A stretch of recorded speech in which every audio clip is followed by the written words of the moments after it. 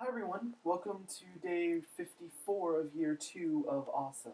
A few of my old high school friends have been coming and asking me for some help with monologues, and so since I was thinking about it, I was like, hey, why don't I make a video about what I've learned in the monologue performance process from my short 1.5 semesters in college.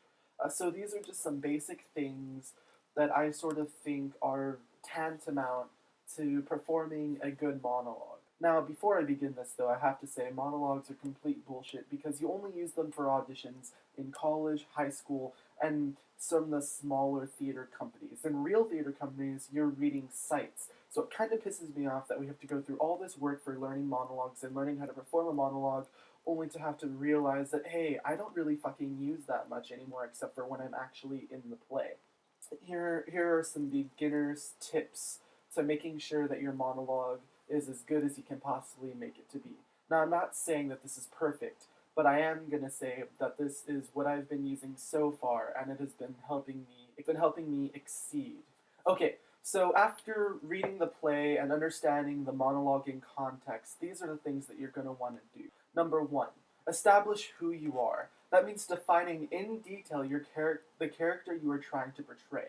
This includes age, sex, height, weight, degree of education, favorite movie, favorite food, sexuality, anything you can think of that can help you determine who you are. Be as specific as possible. Leave no room for questioning. Number 2, figure out the action you are trying to do. Monologues are more than emotions and beats. They are a way of achieving your goal. Odds are a monologue isn't being spoken for the sake of being spoken. So determine what your super objective is and also the action, or how you're going to try to achieve your objective.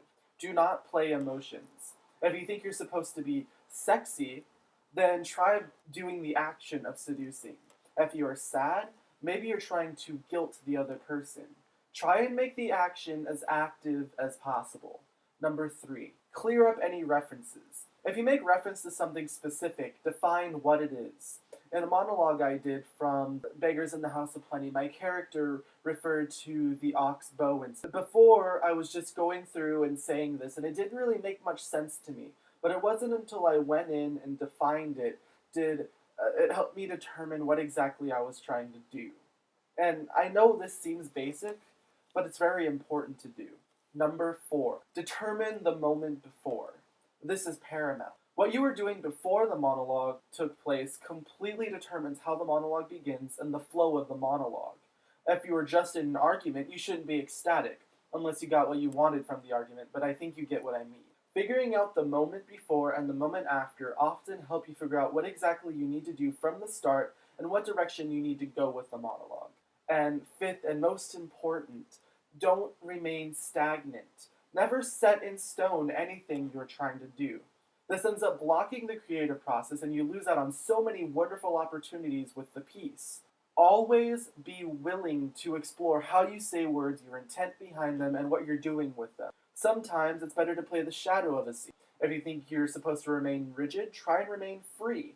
If you think you're supposed to seem crazy, try and remain as sane sounding as possible. Let the words provide the meaning. Hopefully these were helpful and hopefully you guys can agree with them or disagree with them, however you feel about them. I'm sure that it might cause a little bit of discussion, but I think that these are ultimately incredibly important for act. My question for you guys is, what else do you think should be added to the list? Alright, that's it for today guys. I'll see you guys tomorrow. Bye.